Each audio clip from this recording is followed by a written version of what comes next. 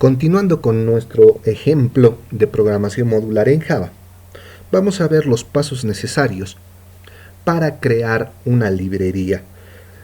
Es muy necesario tener en un archivo separado al programa una librería para que la podamos utilizar en diferentes proyectos.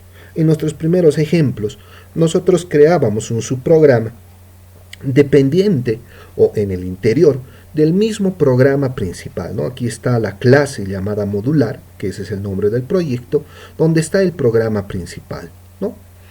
En este caso, nosotros en nuestros primeros ejemplos añadíamos después del programa principal nuestros subprogramas. Eso está bien para comenzar, para explicar lo que son subprogramas. Pero en la práctica se generan lo que son las librerías, se generan lo que son un conjunto de clases que nos permiten tener a nuestra disposición subprogramas, ya sean procedimientos o funciones, que permitan su uso de una manera fácil, sencilla y que pueda reiterarse ese uso varias veces en otros proyectos sin la necesidad de volver a escribir todo el código de esos subprogramas. Para crear una librería en Java en la cual vamos a colocar los subprogramas que necesitamos y que vamos a poder después reutilizar, se siguen los siguientes pasos.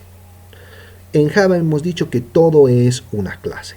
En tal consecuencia, lo que tenemos que añadir a nuestro proyecto es una nueva clase que se va a caracterizar por tener solo subprogramas que van a ser utilizados en un programa principal.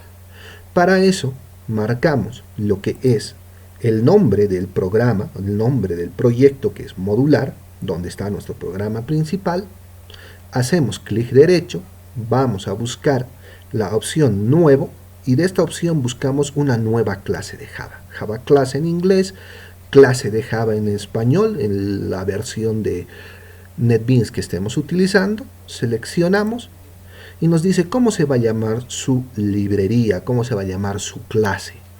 Ya les decía que por reglas, en la escritura de los programas de las clases, Java ha establecido cierto tipo de condiciones que se debe cumplir. En este caso, la condición para crear una clase es que la clase tenga un nombre que empiece con letra mayúscula para saber distinguir de otros elementos. Vamos a crear en consecuencia una librería que le vamos a llamar laboral, para hacer referencia a que en su interior vamos a tener funciones que nos permiten el cálculo de sueldos y salarios en el ámbito laboral. Presionamos finalizar y se va a crear la librería, ¿no? Tenemos modular y tenemos laboral, ¿no? Tenemos las dos clases, una contiene el programa principal y la otra contiene lo que van a ser los subprogramas que podemos utilizar para el ámbito del cálculo de sueldos y salarios. Esta es la forma de crear una clase y las características que éstas deben cumplir son las siguientes. Para que sea una librería de subprogramas, en su interior solo deben haber subprogramas con las condiciones que hemos establecido. Hemos dicho que un programa principal es de tipo público, es de tipo estático y en este caso es de tipo void porque es un procedimiento, no va a calcular nada.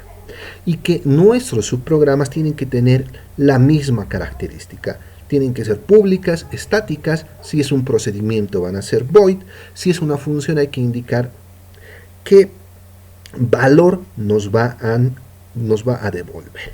Entonces, de todas las alternativas que nosotros tenemos, vamos a empezar a crear un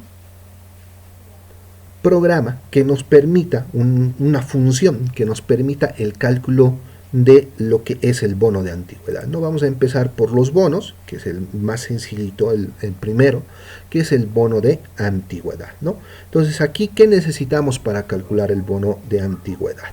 Necesitamos básicamente cuánto es el salario mínimo y cuántos años está trabajando nuestro empleado, ¿no? Muy independiente del haber básico, necesitamos conocer cuál es el salario mínimo y cuántos años de antigüedad tiene nuestro empleado para calcular el porcentaje y devolver ese porcentaje del salario mínimo. Vamos entonces a crear en nuestra librería un nuevo subprograma de tipo función que nos permita calcular el bono de antigüedad. Vamos a respetar lo que hemos definido que deben ser los subprogramas, que tienen que ser públicos porque van a ser usados en otro programa principal especialmente, y los subprogramas, al igual que el programa principal, deben ser de tipo estático, ¿no? La característica estática dentro de la orientación a objetos las van a estudiar bien clara y de manera más profunda en la materia de programación 3, donde se ve la orientación a objetos. En este caso hemos dicho que esta es una regla, sin entrar mucho más allá de los detalles y de las características dentro del contexto de las clases, ¿no? Nosotros hemos dicho un subprograma y un programa principal, en consecuencia son público y estático. En este caso vamos a calcular un porcentaje y generalmente los porcentajes van a tener una parte decimal. Entonces, para utilizar decimales en el lenguaje Java usamos el tipo doble. Y aquí vamos a crear la función que necesitamos. Se va a llamar bono de antigüedad, ¿no? El bono de antigüedad nos va a permitir calcular cuánto se le tiene que pagar como bono de antigüedad a un empleado. ¿Qué vamos a introducir en el bono de antigüedad? ¿Qué parámetros necesita este bono de antigüedad para ser calculado? Se calcula sobre un salario mínimo, ¿no? Entonces vamos a declarar que vamos a tener un parámetro doble que se va a llamar salario mínimo.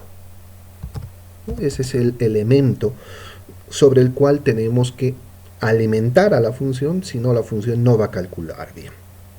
En este caso, luego necesitamos calcular, o que el programa conozca para calcular, lo que son los años de antigüedad, ¿no? Los años que ya está trabajando nuestro empleado y del cual vamos a calcular los elementos. Ahora, ¿qué queremos calcular en esta función? Básicamente queremos calcular en una variable un bono. Le vamos a inicializar para que tenga un valor inicial con un valor neutral, con un valor 0, ¿no? Para que sea más fácil su seguimiento, su depuración en el caso de que haya un error, ¿no? Y vamos a devolver ese bono. Entonces empezamos y esta es la estructura que vamos a utilizar a un principio, porque después vamos a poder resumir pasos para calcular lo que es el bono de antigüedad. Entonces, el cálculo, el bono, va a depender, como vemos en la teoría, de cuántos años ha trabajado el empleado. Dese cuenta que aunque no está colocado, si un empleado trabaja menos de 2 años, no, está entre el año y 8 meses, año y 10 meses, no, es menos de 2 años, no tiene bono de antigüedad, no hay antigüedad, y la antigüedad se empieza a calcular a partir de los 2, ¿no? Entonces es 0 cuando los años son menores a 2, ¿no? Entonces eso nos va a servir y eso nos permite el hecho de haberlo inicializado en 0, ¿no?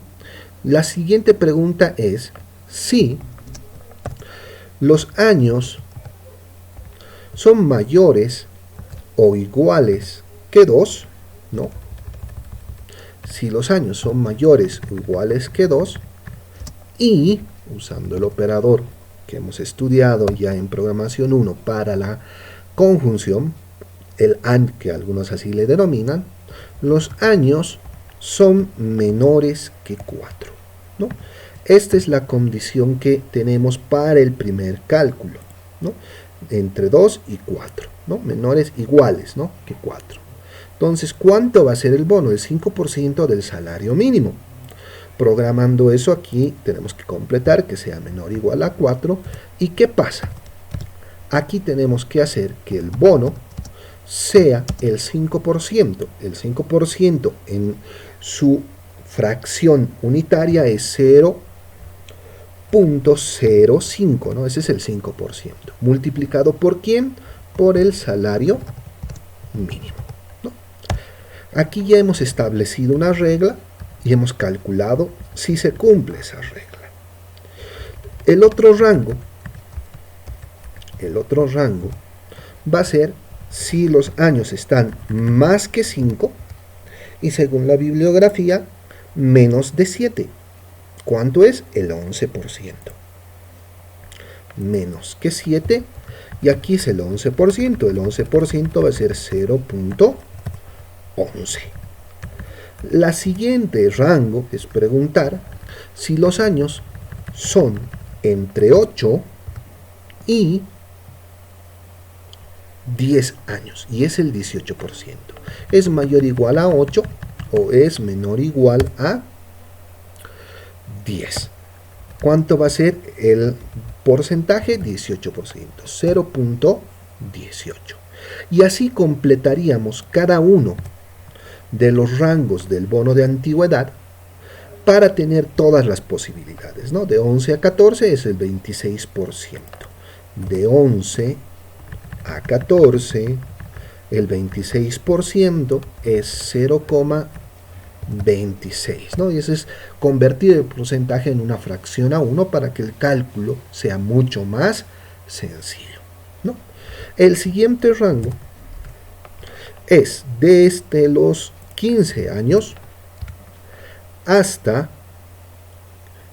los 19 años y el porcentaje es 34%, ¿no? De los 15 años hasta los, confirmemos, 19, ¿no? El porcentaje es el 34%, ¿no? Entonces aquí tenemos un 34% del salario mínimo. El último rango es desde los 20 hasta los 24, ¿no?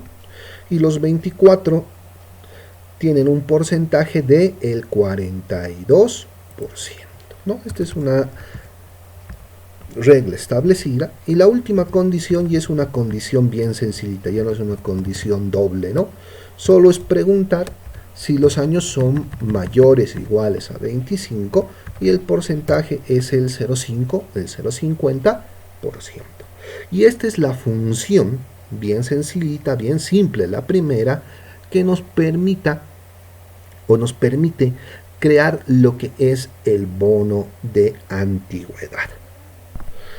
Yo voy a completar para que ustedes tengan una revisión en el próximo video los principales métodos, funciones, como le queramos llamar, que están en esta teoría, de tal manera que ustedes ya las vean codificadas y simplemente las tengan que explicar simplemente, no vean todo el proceso de creación. Entonces en el siguiente ejemplo vamos a explicar ya las funciones codificadas, ¿no?